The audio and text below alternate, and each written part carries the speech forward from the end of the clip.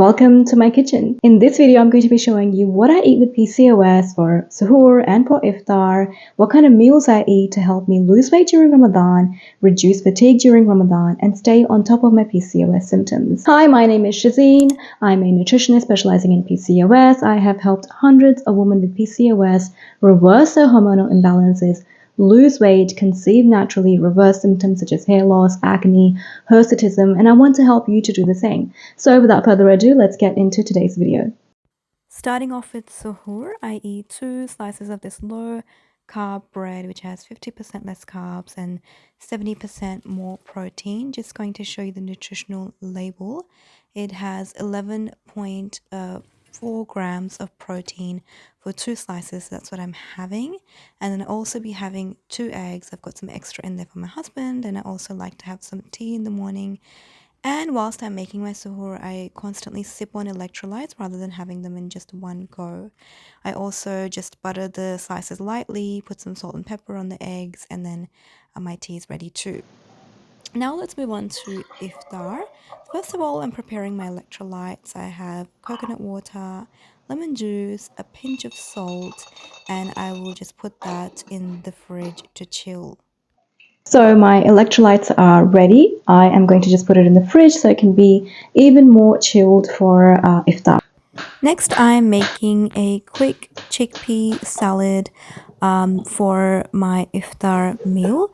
And I like to keep this pretty light. I mean, I eat the normal chole chaat as well. But today I'm just keeping it simple. That's why I'm calling it a salad. You will notice how I'm adding more veggies and less chickpeas because chickpeas are a source of carbs. They are a source of fiber too, but they're also a source of carbs. So I like to add less chickpeas and more veggies. The potatoes have been cooled overnight to increase the content of resistant starch, which is a type of fiber, which also reduces the calories inside that particular meal. So I highly recommend doing that, cooling your starches overnight.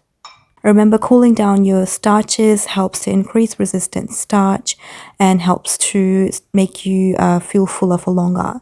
I'm also making a simple fruit salad using just a couple of fruits, not overdoing it, and just adding some chaat masala in there. Next, I am preparing a chicken curry. So I like to use olive oil. It's highly anti-inflammatory, has a lot of antioxidants in there, polyphenols in there. So that's what I like to use in my cooking. I'm adding some chicken and just cooking it until it changes color. And then I added ginger garlic paste in there also whilst I was doing that. I prepped this tomato puree in my last video I showed you for Ramadan meal prep, and it made this so quick.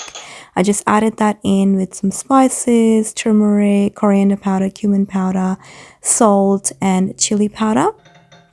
And I am just cooking that a little bit, covering that and letting that simmer until everything is just come together nicely and the chicken is cooked nicely. I add a couple of teaspoons of yogurt in there. Again, I'm just cooking it and then letting it simmer.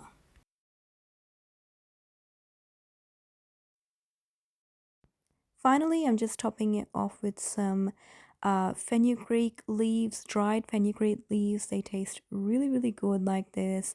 And just also some garam masala that also helps to enhance the flavor. And this is just my go-to quick chicken curry in Ramadan as well because it's so easy to make. Now I'm just setting up the table for iftar. So I open my fast with a date which has almonds inside of it, and the almonds from the carbs from the date helps to balance out my blood sugar levels. And then I drink my electrolytes and have some of the chickpea salad first. Then I take a prayer break, have some more electrolytes, and then have my fruit salad after that. And creating these breaks between my meals helps to keep my blood sugar stable, which is really our overall aim. After that, I give an hour or so of a break, 1.5 hours, and then I have my curry with 1 whole wheat roti, homemade. And then I end the night with some tea, which just has a little bit of milk, water, loose tea, and sometimes I add some sweetener, sometimes I just have it on its own. And this is all that I had for suhoor to iftar.